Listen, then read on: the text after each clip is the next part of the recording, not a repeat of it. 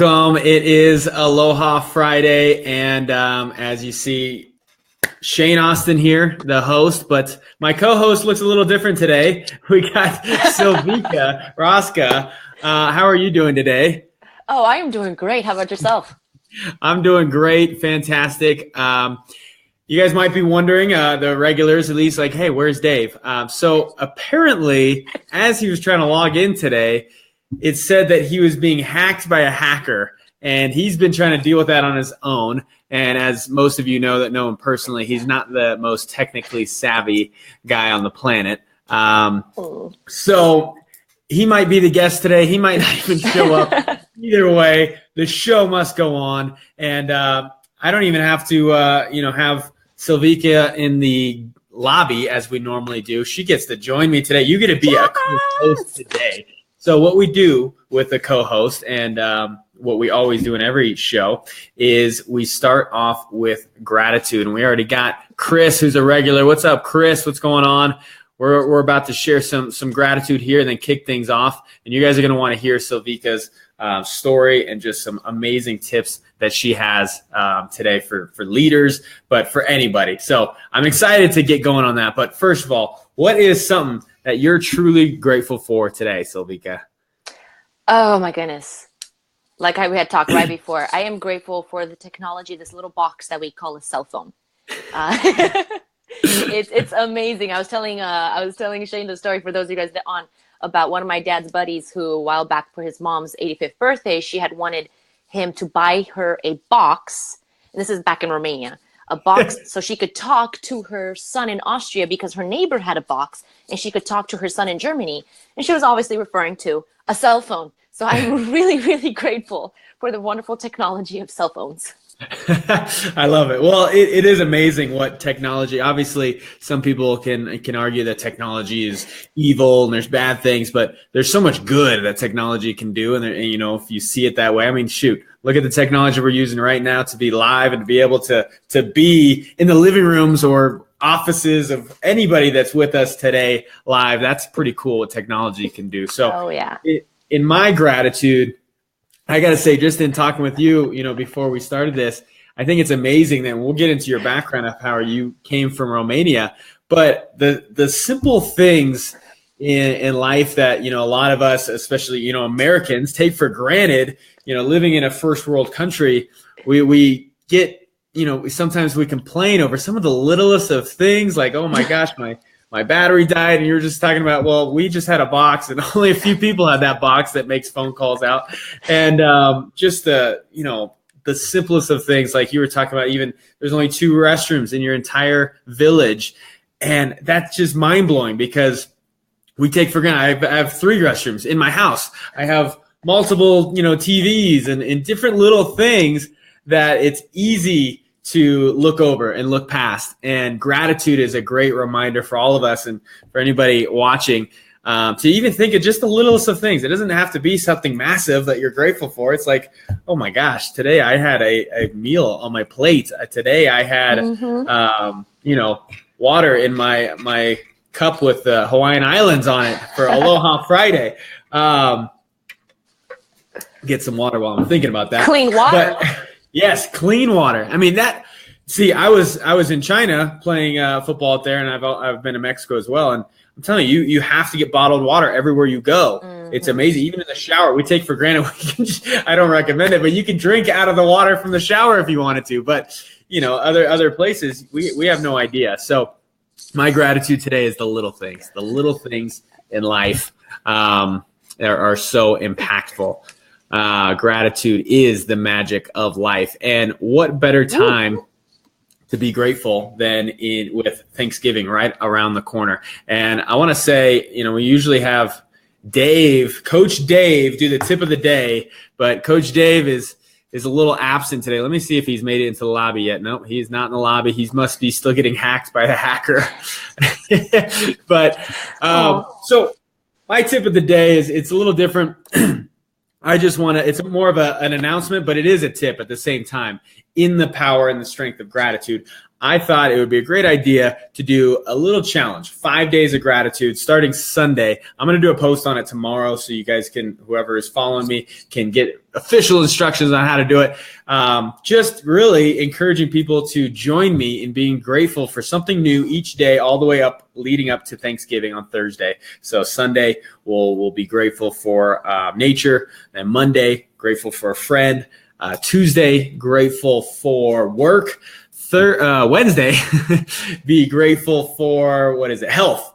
And then the last day, Thanksgiving, be something you're grateful for in your family. So I encourage anybody, follow me, join me in this challenge, 5 days of gratitude, post once a day for 5 days with me, and we'll have a little bit of fun. Does that sound like a yeah, Silvica? I think that sounds a great idea. Awesome. So another thing that we usually get into before we start is the quote of the week is what I like to call it, a queek. And this week is by someone Silvica knows very well, and I knew, I guess. And he was a very impactful mentor to me, and we've learned his lessons continue to teach and inspire us. Even though he passed away back in 2014, his message, his power is still flowing through us in the Beast system and all the other extreme focus coaches that we have. And Roger Anthony, his quote of the week: "It's one thing to teach a principle and another to live it, but the greatest by far is to so thoroughly be it that your very presence does the teaching." That's powerful. Talking about being it rather than doing it. It's so easy to do. We got to go and we got to teach this person. And, we're both coaches. We know how important it is. We try to teach others, but something that I've really been striving to is to be it more, walk the walk that the teachings provide. And then, like he says, your very presence does the teaching. That's some powerful stuff. So I gotta get off the mic soon. I gotta get off. I want to hear from you and hear, just the powerful message that we're going to hear. But I gotta bring you in with some background, some highlights. I know you probably don't want to talk about yourself, so let me brag about you for a little bit. And this is, again, usually while you're in the lobby, but hey, you get to be here while I introduce you. So Silvica Rosca, and on the screen, it's funny, it's Silvica Rosca 2. So you must be the second one because you came in from your, I think from your phone, right? Mm-hmm. So Silvica came from a large family of 11 members, right? Yeah. 11 members. And I thought I had a big family with 4 boys. My mom, God bless her, she's the only woman in our family, and we have 4 boys. But you had 11. How many brothers and sisters? It's 8 girls, 3 boys. So 8 girls, 3 boys. Holy girls. Yeah, girl power in that family. I love it. Well, and I think we touched on it earlier. You came from Romania. Mm-hmm. You came into the U.S. in 91, I believe, right? Yes. Yep. And now you're a thriving entrepreneur and leadership coach, which is something that I'm going to have to get some tips from you because, I still play quarterback. I still am a football player at heart, and a quarterback just by default has to be a leader. So I've got my notepad here. I'm ready to take some notes today. But, Silvica, she's worked with corporate teams, Fortune 200, Boys and Girls Club, and I'm really excited to kind of announce one of your newest products, and I think I see it behind you, the Inspired Champions Planner. And we're going to talk a little bit about that, and I encourage people to stick around all the way to the end because, spoiler alert, we might have a little giveaway. Yeah, don't tell anybody. No, tell everybody. The only way you get the giveaway is by sharing this video. So share this video. You'll find out what the giveaway is at the end. And if you want to wait till then to share it, it's fine, but we'll give you guys 24 hours. Even the people watching the replay can share the video, and then we'll just randomly select a free giveaway. And you might need to turn your camera a little bit so we can actually see the planner behind you. There you go. Is that better? Yes, I can see it, and that keeps you on track. Maybe just real quick. I know I'm still we haven't even gotten into the topic of the day, but real quick, what is the planner? What does it kind of Okay. help people do? The planner do? is all based around the success habits of all successful people. And so what I did it's, back to the Roger Anthony quote, it's one thing to do, it's another thing to be, but you be by getting the habit of doing when it becomes just you. And so this planner, there you go, helps you get in that habit where we start off with gratitude. You write in your goals. You've got a motivational, inspirational quote for the start of your day, your priorities, then your thing, of what you want to work on, but it's not a priority right now, but you're going to write it down so you don't forget it. So your brain has that free space to think about other stuff. And then you end your day with writing in what did you accomplish? What were your success moments of the day? It's happiness habits, because happiness is very important. and then any aha moments throughout the day. And then you finish off by writing your goals again and another nice inspirational, motivational quote to end the day. And by doing this over and over again, you get in the habit of becoming a successful, success-minded person, but also an adaptive, strong leader. So that's the Inspired Champions Planner.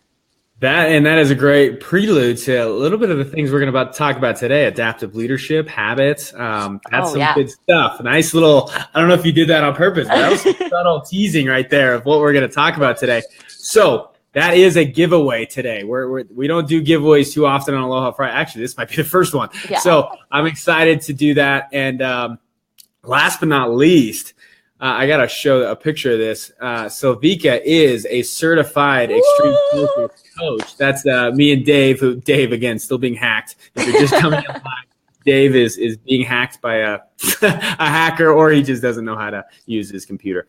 But she is an extreme focus coach, which we're so delighted to have you a part of this family and this team, because you are an absolute rock star. And we have, our next certification coming up at the end of this month, after Thanksgiving, beginning of next month. Jeez, I'm already getting ahead of myself. 1st, 2nd, and 3rd. So looking forward to that. If anybody has more questions, you can DM me on that. And for those that are like my dad, who's probably more of a dinosaur when it comes to technology, DM means direct message.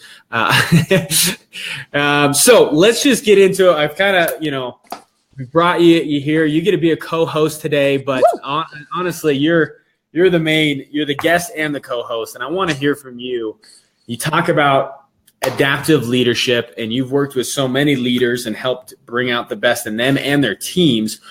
Go into depth on what is adaptive leadership, and really, help our viewers know what is that and how is it effective, I guess. Oh, yes, definitely. So adaptive leadership is being able to pivot, be able to change. We live in a world where we have change coming at us at a very fast pace. I mean, with technology advancements, with living in a world in which we're a lot more globalized, we're able to connect with people from different cultures. We need to start adapting quicker to everything that's going on. And so adaptive leadership, there's a great book called The Principles of Adaptive Leadership, written by Ronald Heifetz and Marty Linsky. They're very frequent, and then someone else. They're very frequent contributors to the Harvard Business Review and also at Harvard itself. So they look at, and they're really big on when it comes to organizational leadership, management theory, etc. So they were hold on thought right now. We're saying there's an echo. Oh, now it says it's gone. Okay, so no echo. Continue. Sorry. There you go. Perfect. Thank you guys for the feedback. Yeah, go ahead and make sure you write in any questions. And as people, if you guys have questions while I'm talking, I know I do talk fast, so I will try to slow my pace down. But as you have questions, write them in. Shane will see them, and we'll go ahead and address them during the talk. Yeah, and if you're being hacked by a hacker like Dave, I don't know if I can help you. I couldn't help him, so that's why we're doing it. Oh, and my beautiful wife, happy Aloha Friday. She's so happy. Helen's here. Hi, Helen. I know we got some other people tuning in live now. So continue if you're just tuning in now, Silvica's talking about adaptive leadership and how powerful that is. Yes. And so adaptive leadership is just being able to diagnose situations, diagnose yourselves, and then take action with the full goal to be to thrive and not just get through the day. And I know sometimes when you look at the definition, you're like, okay, duh, yeah, that is what leadership is about, right? Not a big deal. I've been in leadership within church organizations, various nonprofits, different school organizations, whether it be at primary education, even higher education levels, and then also within corporate America. And you'd be surprised, actually you won't be surprised, but just how many people don't get the idea of adaptive leadership, because we humans are creatures of habit. And I'm going to be talking about habits all throughout this entire talk. We're creatures of habit. Once we've learned something, that is what we want to do all the time. Oh, thanks, William. That is what we want to do all the time. That's what our default goes to, especially when it comes to leadership, when it comes to leading teams and situations. So they've done studies basically that okay, let me backtrack. Most people, when you get placed in a position of leadership, it's like this burden on your shoulders, right? It's a responsibility. And when things come, they come flying at you really fast and you're really stressed out and you figure out a way to solve it. And then guess what happens? Whenever any other problem comes, you by default are going to attempt to try to solve it with the same method that you learned in your first time when you were under stress. They've done studies on mice as well, where they've had mice that were very hungry, that they hadn't fed them for a while, and they placed them in a maze, and eventually the mice found a way out.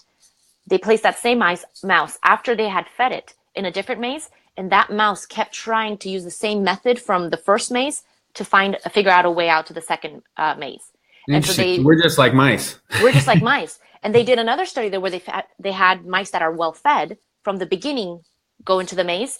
They figured a way out, and those mice were more likely to find a way out of the second maze and to not give up than were the mice who first learned under stress. Because habits, once again, habits. And so most people, when they get into leadership positions, they don't become adaptive leader because their habit is not.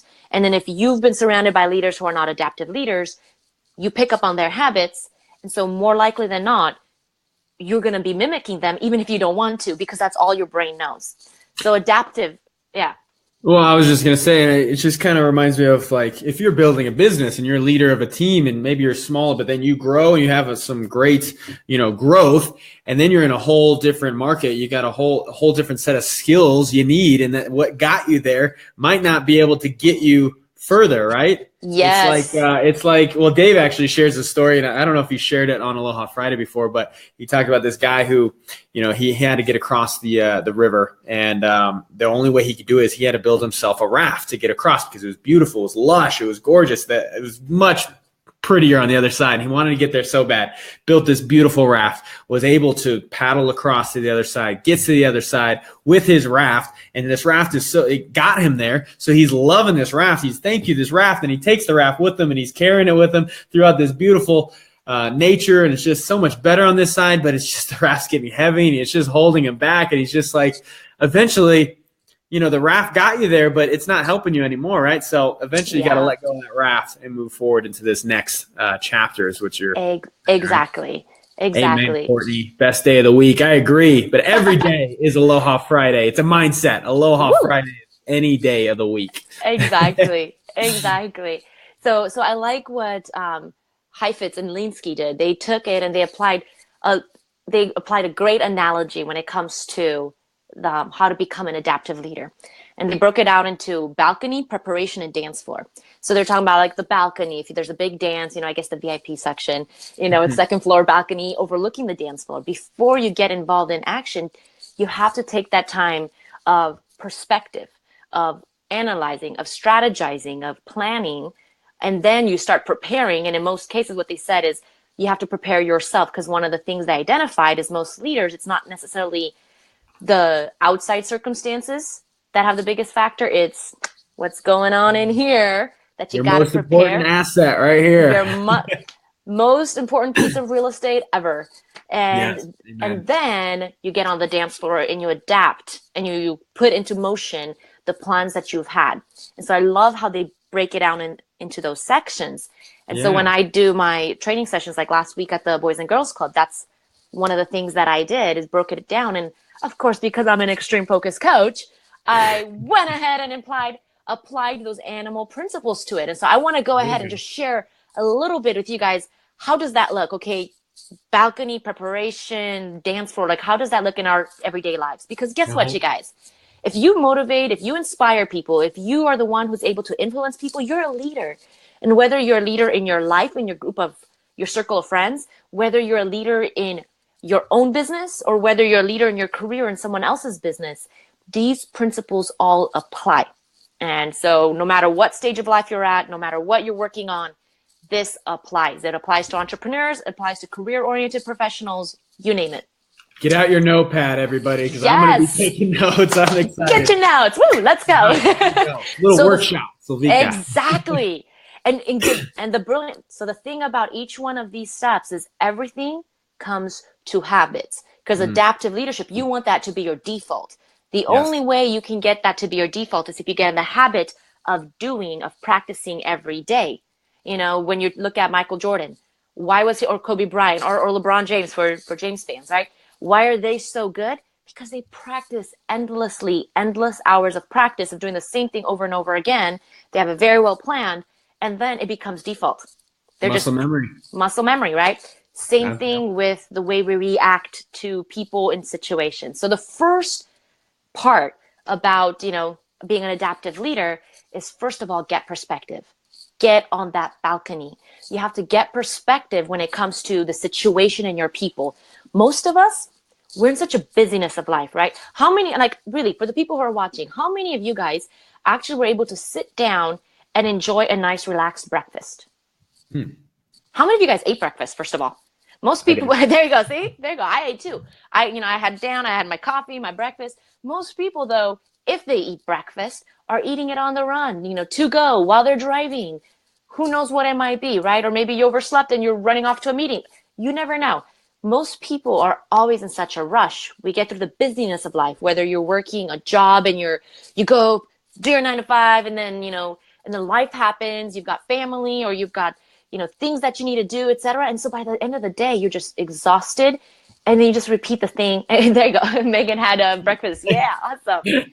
And you repeat the same thing the next day. Most of us, we live our life on that treadmill. Whether you're in corporate America, whether you don't have a job, whether your full-time occupation is taking care of children, which is a heck of a job, and then, or whether, you know, you are an entrepreneur. Most of us are just boom, boom, boom, boom, go, go, go.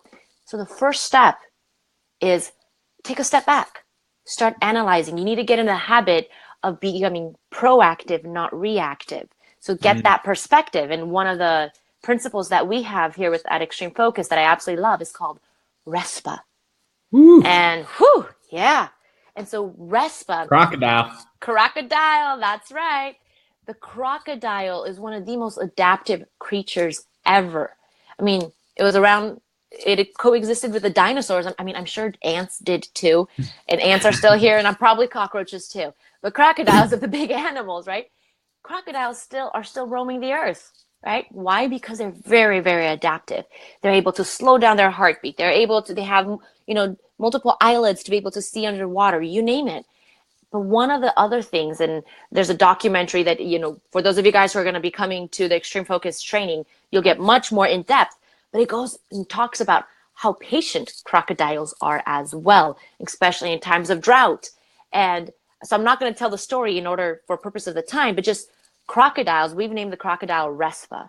And oh my goodness, it is absolutely an important principle. And so I'm going to break out the principle real quick. The most important part of this principle is the part right at the beginning, okay? So RESPA is relax, evaluate, strategize, pause, or patience, whichever one you want, and then act.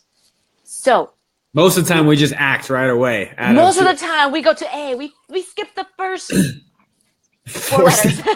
Did you see that? So we skip the first 4 letters, but the relax is so important.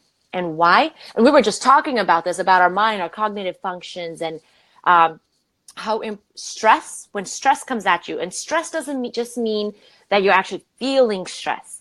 Your brain feels stress a lot more quicker than what you feel. And remember, stress is pressure that's being applied when you're, you know, pulling your muscle, that you're stressing your muscles, right? So stress is everything that's happening through your day. If you have a lot of different things going on in your mind, that's applying stress to your brain. And so most of us, because we're so busy, we don't take the time to relax, to just practice mindfulness. And so when we act, what happens to our brain is so get this, you guys, we get 4 million bits of information thrown at us per second. Our brain can only process 2,000 bits per second. We process 1 in 2 million. That's really bad odds. That's mind-blowing, no pun intended. Yeah. And that's on our good days, you guys. That's like normal. When you're under stress, it's a fraction of that. So You don't see everything that's going around. You don't understand all the stimuli. You're not getting all the data. So then when you act out of stress, you are not making the best possible decision. And as a Well, leader, yeah. I wanted to add to that, talking about like how stress really makes it, that 1% or whatever you just got into. But I'm editing a product, a video for Jason Botts, who's an extreme focus coach. He has this Full Force Life podcast, and he has his peak state, and he's talking about RESPA. And for athletes, now this is life, business, but now I'm going to bring it to the athlete side because I'm an athlete, and how important that is to be calm and cool under pressure and be relaxed under pressure, because as athletes, we're playing under pressure a lot. And he's talking about when you're practicing, and everything's, nothing's really stressful. He says our normal heart rate is somewhere between, I think it's like 40 to 60 beats per minute. And when we're under stress, under pressure, and the nerves are on, or we're down and there's only a little bit of time left, whatever that is, our heart rates are working at, somewhere like 120 to 140 beats per minute. And it's like, if you haven't practiced RESPA in your training, you're not just going to be able to call on it in game time. It's something that you have to create a habit and be the creator of your circumstances rather than the reactor to your conditions. And it just shows. And the crocodile, they can get their heart rate down to like under 3 beats per minute. I don't know if I can do that. I'm working on it, but that's deep relaxation. That is deep relaxation. And so it becomes a habit. You have to get in the habit of, you're welcome, Daniela. So you have to get in the habit of gaining perspective. And that's why I created my planner. I wanted to get in the habit of getting perspective on my day. What have I worked on today? What have I been able to accomplish? Because most of the times we're a lot harder on ourselves than we need to be. And sometimes we're a lot lazier than we ought to be, right? So looking at my planner and here's what I had planned to do. And here's what I accomplished. I can get a better sense instead of just how do I feel about myself today? And get in the habit of gaining perspective.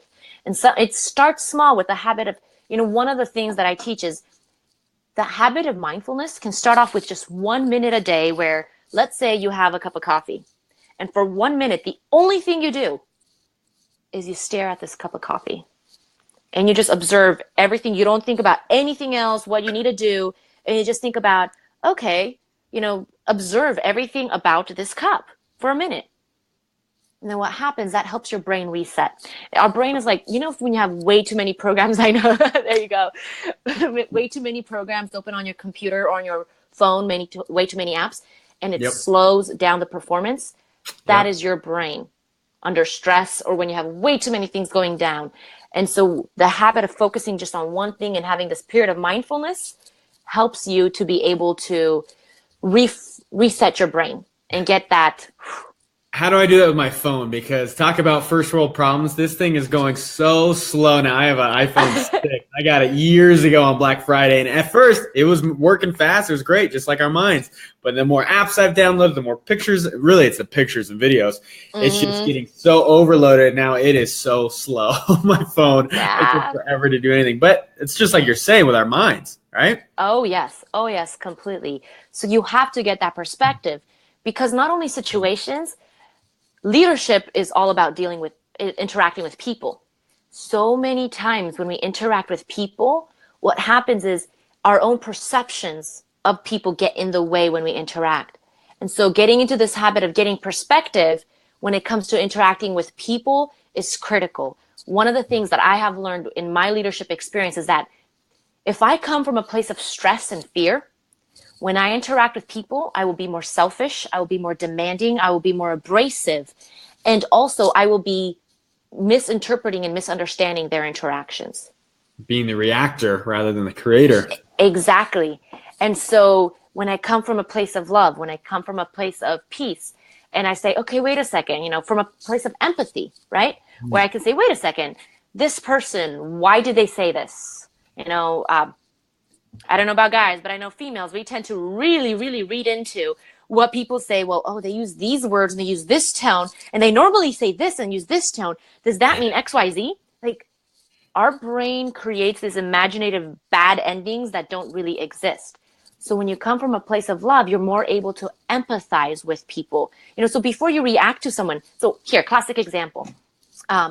When I was So at one of my positions, I worked as in proposal and development, high intense, high pressure work. And it was for a defense contractor. So like the government would say, we want 50 radars, and I'd be the person responsible for putting together the volume of basically detailed information of here's how we broke down the price and submit that. And I remember one time we had worked for an international customer, and things had happened, and one of the persons who submitted their price to me forgot to categorize it correctly. And when we signed the deal with the customer, they deleted a bucket. So I deleted that bucket, and that person had forgotten that he had left $500,000 of work in that bucket that now we had signed to perform. But he had left it out. And so the program manager goes to him, he goes, "Oh my gosh, what happened?" And he goes, pricing deleted it, like, by default, right? The program manager comes barreling down the hallway and yells at me, "You just cost me $500,000. Are you worth $500,000?" Like, Jeez. Absolute anger, right? I was so shocked. I just said yes. I didn't know what else to say and had no idea what was going on. And he was so taken aback that I just said yes. He walked away. Now, I wanted to be upset. I wanted to be like, this guy is yelling at me in front of all these people, blah, blah, blah, blah, blah, blah, all these things of, why is he doing this? And then I had to stop and think, well, wait a second, $500,000 is a lot of money. That probably ate up all his reserve that he had on the program. I can understand. It's not personal. He's just upset. Don't take this personally. Right? But it's most people in that reaction would have come with anger back, like masculine. Right. And it's just a matter of, even in situations like that, look at it from a perspective of, okay, wait a second, where's this person coming from? Why are they reacting this? It's not personal. And then being able to communicate and bridge those gaps, especially when it comes to teams. So that's one really big when it comes to get perspective. RESPA. That's right. It takes RESPA to react like that. Rather than just act, you RESPA and then you act, coming from a place of love. Oh, yes. Well, because then afterwards I went back and I did my research and was able to say, hey, look, this is what happened, instead of coming back from that emotional space. But I would not have been able to do that had that not been a daily habitual practice of, wait a second, don't react. So that's the big important part of about adaptive leadership. Get perspective. It'll help you react better it'll help you understand situations and people better. And then the other part is prepare. Prepare. And it's not necessarily prepare in planning. It's prepare yourself. When you think about getting onto the dance floor, most people, the reason why they don't get on the dance floor is because they're like, oh, I suck. I'm not a good dancer. Guess what, you guys? That's all negative self-talk in your head. You just need some Mai Tais to get the courage, that liquid confidence. You can get that confidence within your brain. Amen. But get this. There was a study that was released at the beginning of the year by Routledge and Global Shape Leader. And in there, they analyzed 7 years worth of what are called 360 performance reviews. So in the business world, that means if I'm going to be reviewed, I submit my annual review and I'm reviewed by my peers, by the people that report to me, and by my boss, the people I report to. So it's a 360 view of how are you doing in your job from all involved parties. This is one amazing thing that they found. When they looked at the managers, on average, most managers ranked themselves lower than what everybody else ranked them. Interesting. Females on average ranked themselves lower by 29% and men by 15%. We tend to undermine our abilities. We tend to think we're worse when it comes to in leadership positions. I'm talking specifically. That's what studies are showing. We tend to think of ourselves as a lot worse than what everyone else is thinking that we are doing. And so that is where it comes. The preparation is so important. Because when it comes to how you think of how you are performing, it's thoughts, because the statistical evidence shows that you're performing well. So it's this real estate in your mind. How do you prepare yourself for leadership? And that goes to the part of our minds, our brains, the physical component, but our mind component, your conscious, your subconscious, and your unconscious mind. What you believe about yourself, what you believe about your abilities, what you can and cannot do is the sum of the things you have fed your brain, or the sum of the things that have been fed to you. What you intake in, your mind doesn't know fact from fiction, true or false. It assumes majority data in, that's true. Majority data out, that's false. Take, for example, I'm going to give an example of one of our friends, Greg Walker. I'm going to go ahead and tag him later on. Greg Walker is absolutely amazing guy. Grew up in a very large family with druggy parents, and his father killed his mom when he was really young. So the father went to prison. He and his siblings went through the foster care system. All of his siblings before him dropped out of high school. They never made it through high school. When he got into high school, so he grew up thinking he's going to be a loser, nobody, because everyone before him did that. When he actually got into high school, his principal called him out, brought him to the office and said, look, here are the dropout papers. You're a walker. I know you're going to drop out. So let's just save the time. Wow. That was what was being fed in his mind. What do you think he was going to do, right? Except he had a teacher who believed in him. He had a teacher who pulled him aside, hooked him up with a mentor. And now Greg Walker is a multimillionaire who's helping people, who's been able to, because he conquered the power of his mind, he changed what was being fed into him, changed what he allowed in his mind. And look at him now. All of his siblings, the remainder of his siblings are either dead, in prison, on the streets. He's the only one who is where he is now. The power of what you feed your mind, the power of what you surround yourself. So you as a leader, look into your past. This is Mima Lima, you guys, the armadillos. This is one of the most powerful principles that we have, and the animal principle that we have. What you allow in, that is what's going to start dominating. That's why in the Bible it talks about hold every thought captive. What should you be focusing on? Like, that's when I look at it. What do you feed yourself? If you feed yourself constant negative thoughts, if you feed yourselves thoughts of doubt of, oh, I'm not cut out to be a leader. Oh, I'm not this. Oh, I'm not that. Well, guess what? You're going to start seeing that in real life. And then you're going to use those results to say, oh, see, I was right. And feed what you want to grow, starve what you want to die. Exactly. So that is an important part. And even in the book, The Principles of Adaptive Leadership, they talk about that is one of the most important things when you look at anybody who does leadership training. The first and most critical, important part of leadership is not learning management theory. It's not learning, this and that. It's learning about yourself and learning how to be master over self.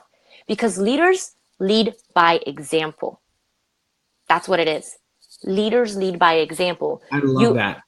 Because, it's the same way even in sports, because as a quarterback, I've seen, when I've gone into a quarterback competition where it's like, okay, two leaders now are head to head. Which is the team going to follow, all this stuff. I've seen plenty of people, they do the rah, they get people trying to go and they try to motivate them and stuff like that. And it's just like right off the bat, I'm like, it's like, I haven't even earned your guys' respect yet. I'm not going to go and try to force respect on myself, on you guys by just barking orders at you guys. I want you guys to earn your respect for me by, showing that I can work the hardest. I can be first in all the wind sprints. I do all the little things. I get there first and later. I don't even have to say a word. They just know that I'm a guy that's going to back it up. And when I tell somebody to do something, if I need to get under them a little bit to motivate them, they know it's something that I would be willing to do first rather than just, do as I say rather than do as I do. So I'm a leader by example. So I resonate with this. Very much. Yeah, hands down. I mean, I see when as a worship team leader, when it comes to setting up microphones, taking them down, I can't tell my team to do it if I'm not willing to do it. And so I'm the one at the beginning, I was the one doing it so that way they could see what I'm doing. And guess what? They picked up normally. Because why? Because that sets the tone. Leaders set the tone in everything that they do. Another book, Good to Great by Jim Collins and his massive team of researchers, analyzed hundreds of companies. And they looked at what is it that makes companies go from good, average performance, to great.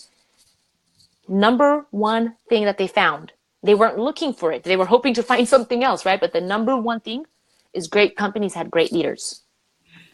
They had great leaders who had learned to master themselves and had learned to be servant leaders and inspire others. And they led by example. So that is one great thing. And you have the potential and the ability to be a great leader. You have to convince yourself first, and that's the habit, once again, of habitually, what do you feed yourself? And that's one thing that I love about the planners, because being able to put in at the every day, what did I succeed? What did I accomplish today? Sometimes those accomplishments could be, I spoke to someone, or maybe I went and had some quiet time at the lake. That's a success. Like that's something I successfully completed.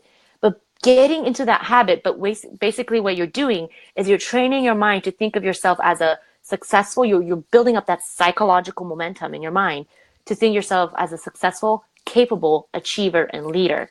And those are habits that you need to get into the habit of doing. There you go. That's why, because they're habits. Right. Well, and the more you do it, the more like you lead by example, the more you build up that confidence that, hey, I put in the work. I can do this. I can handle this. And then a confident leader is one that a team can rally behind. Exactly. So Exactly. I love this. Good perspective, prepare. Was there a third one, or did you already mention it? Third one is get on the dance floor. Yes. Courage. Just act. Just go and do it. Because guess what? You will never be 100% ready. Quote Nike. Yeah, just do it. Just do it. Just do it. Because guess what, you guys? Yes, prepare. But if you wait until circumstances are perfect for you to be able to implement, you'll never implement, because circumstances are never perfect. And even the perfect plans can't be perfect, because when you start acting, things change and the plans will change. That's why it's called adaptive leadership. So just get the courage, get out there, and just do it. That's one of my favorite quotes. Hold on a second. Let me grab it. Boom. So you guys, I'm serious. Like when I say I have my planner and I fill it in every day. You're leading by example. Oh gosh. And what I've also done is I have my vision board, but I have it printed out. So that way every day as I am filling it in, I'm looking there. I have quotes that I like, that I read. And one of my queeks, I have queeks, but I want to go ahead and read an amazing quote that I think everyone needs to read to themselves every day, because it is so amazing. We're not going to go in depth onto courage on the principle, because I'm looking at it. We're already getting really close to an hour. And so I want to go on for days. Oh gosh, I could. This is awesome stuff. Yeah. So I want to read this quote. And for those of you guys who are watching, I want you to seriously stop whatever you're doing. Absolutely stop whatever you're doing. If you're driving, pull over to the side. If you're at a computer, really just stop whatever you're doing, take a deep breath in, and then out. And if you need to close your eyes, whatever it is, I'm going to read this quote. Our deepest fear is not that we are inadequate. Our deepest fear is that we are powerful beyond measure. It is our light, not our darkness, that frightens us most. We ask ourselves, who am I to be brilliant, gorgeous, talented, and fabulous? Actually, who are you not to be? You are a child of God. Your playing small does not serve the world. There is nothing enlightened about shrinking so that other people won't feel insecure around you. We are all meant to shine as children do. We were born to make manifest the glory of God that is within us. It's not just in some of us. It's in everyone. And as we let our own light shine, we unconsciously give other people permission to do the same. As we are liberated from our own fear, our presence automatically liberates others. That's the quote. Woo, you probably can't see it on the screen, but I got goosebumps. This is Aloha Friday. Multiplying. I love it. And that was in Coach Carter, wasn't it?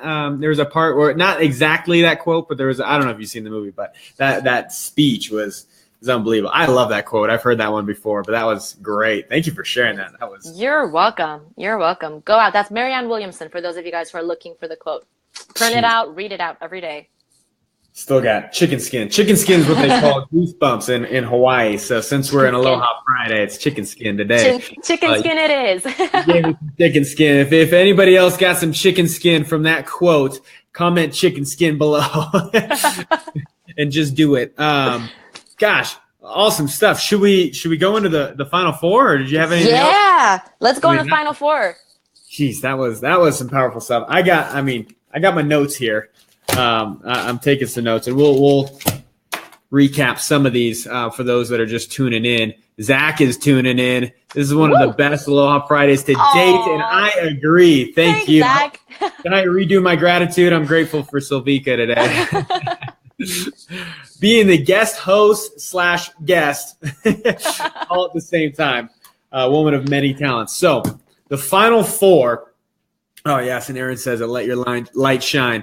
The final four, same 4 questions we ask each guest each week. And I'm looking forward to hearing your perspectives. Talking about perspective, let's get your perspective on number 1, who was your biggest influence growing up or even biggest influence now? 100% my parents. My parents, like when we moved to the States in 91, my parents were 40 and 41. They did not know the language. They moved halfway across the world, sold everything that they had. All we came with were, at that time, we were 9 kids under the age of 18 and 1 suitcase each. That's all we had. Like when you talk about taking risks, being courageous, having faith that things will pan out, believing that things can get better, like, oh my gosh, my parents, they exemplify that. Being grateful with what you have, like they hands down exemplify and have lived out the principles in my life. Jeez, I love that. Do you still call them from your box? Your box phone? In person. We all live within 30 miles of, well, not anymore. But before my one of my sisters just got married and moved up to Sacramento. But until then, we had all lived within 30 miles of each other. Wow. And now they know what a cell phone is. Do they have an iPhone?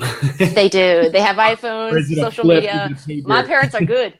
They're tech savvy. It's an old Nokia phone. So number 2, now knowing what you know now, if you could go back, what is one thing you would tell your younger self? I would tell my younger self it's okay to make mistakes. Take more risks. I was a really smart kid. I actually have a genius IQ. And so growing up, I was always like one of the smartest kids in class. And so I trained myself to think that I always need to know the answer and to not take risks, as many risks as I should. And so that's a habit I had to untrain and get out of. And so that's one of the things I tell myself younger. And we kind of just quickly pass over that, guys. She's a certified genius. She is a genius, and she is willing to admit when you're wrong. We're wrong sometimes. We don't always have to be right. They're talking about leaders. Leaders, do they always have to be right? They're always expected to know all the answers, right? No, the real, true, genuine leaders are the ones who are open enough to say, hey, in integrity, okay, I made a mistake. I went with what I thought. I went the wrong direction. I made it, but you know what? In every decision, it's the right decision because it leads you to the next step, whatever that step may be. So the best leaders are the ones that are, let down their walls, let down, are transparent and say when they have a mistake. So that's a beautiful lesson that you would tell your younger self. Your younger self would thank you. Thank you. So outside of all the amazing things that you do, being just an absolute rock star and game changer, what are just some things you like to do for fun? Any hobbies, anything like that? Oh gosh, yes. I love to sing. I absolutely love to sing.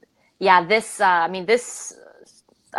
broadcast right now, I only broke out into song once, but usually I'm breaking it out into song. Like I spoke at You're singing space. Before we started going live. You got to get you singing live. I was so focused. I remember I broke out into, okay, so quick story. Who wants her to sing live? Say sing in the comments. I'm putting you on the spot now. There you go. I am unwritten. I'm undefined. Can't read my mind. I break traditions. The pen's in my hand. Ending unplanned. Natasha Bedingfield. Love her songs. That's some courage right there on live. There you go. Standing at the blank page before you. Open up the dirty window. Let the sun illuminate the words that you cannot find. Reaching. Anyways, we'll continue later. If you guys ever want pick me up inspirational songs, I got an entire YouTube playlist ready to go. Yeah, I want the inspirational champions planner to have a little song of the day too. And I just write those Hallmark cards where you just open it up in the magnet. You open the page and it's Silvica singing. There you go. Well, yeah, so I love to sing. I like to walk in nature. I think that's it's a lot of fun. And I love playing with my nieces and nephews because you get to let your inner kid out and be all silly and everyone thinks you're cool for it. So it's awesome. Oh, yeah. And if you follow Silvica, you get to see some of that. I follow you and I see you get to have some fun with your nephews and nieces. That's awesome. Oh, yeah. So now, last question of the final four. What is the biggest life lesson you'd say you've learned over the course of your journey? Hands down, the biggest life lesson I've learned is trust God.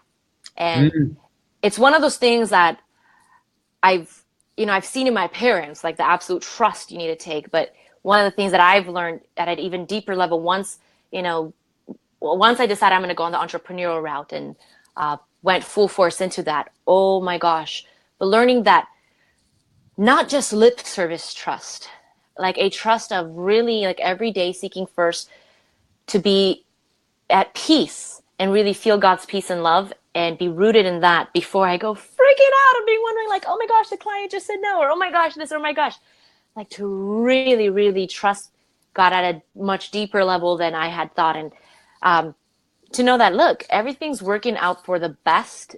I don't need to be in control. It's okay to not be in control. You really can't be in control of everything anyways. So just really. We have so little control of really. Right? I mean, hello, technology, right? Dave was able to get on. The hacker had control of Dave today. There you go. Woo! And I see. So really learning to trust with my mind, but also with my heart, and get my emotions aligned with that trust. That's huge. That's powerful. Trust is a huge. And we talk about being the creator rather than the reactor, and you can truly co-create with your source if you trust that source and you co-create together. That's where true power happens.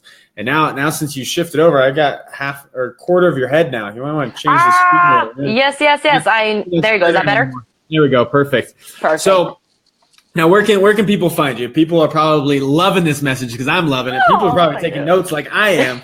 They want more of this amazing stuff that you provide. Where can people find you? And then also we might have a little giveaway, right? Yes, we're going to have a giveaway. So people can find me on Facebook.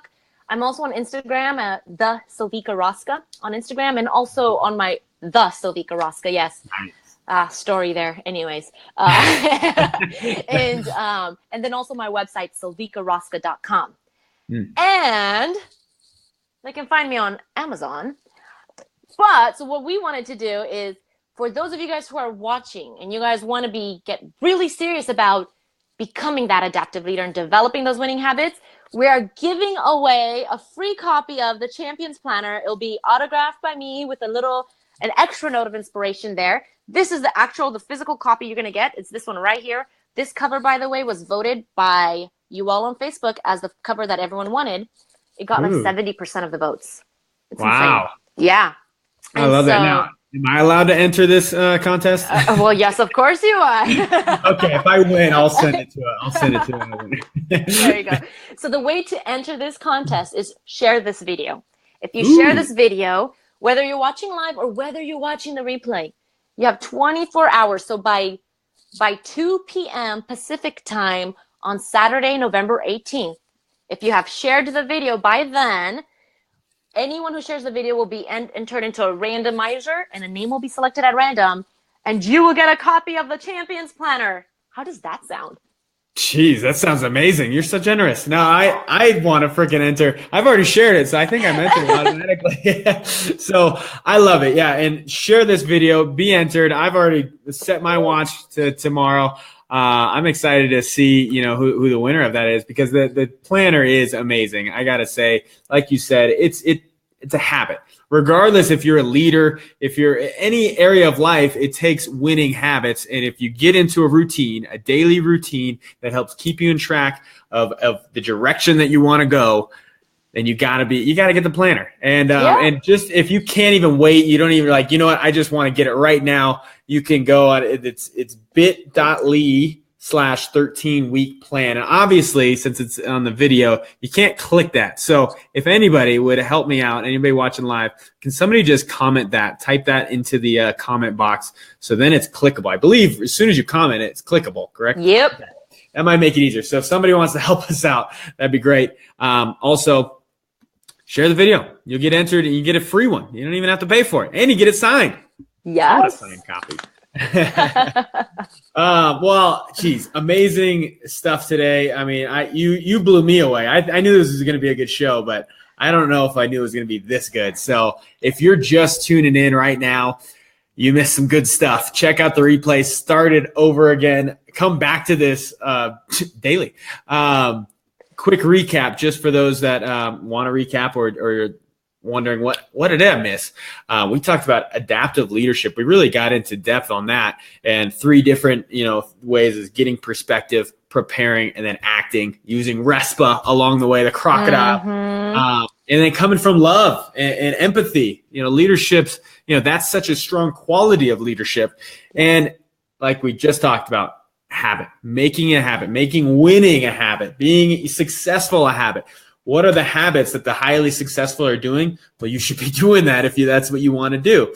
And, obviously we talked about the daily planner. And then at the beginning, I told you I'm going to be doing 5 days of gratitude. Join me on any social media platform, whether it's Facebook, Instagram, Twitter.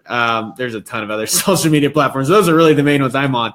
But I'm going to be posting something new that I'm grateful for starting Sunday for 5 days in a row until Thanksgiving, the day that we all give thanks. So why not remind ourselves of the true reason for the season of giving thanks? Because gratitude is power. And if you have that attitude of gratitude, you unconsciously attract or subconsciously attract all these blessings and all these more things to be grateful for. So join me.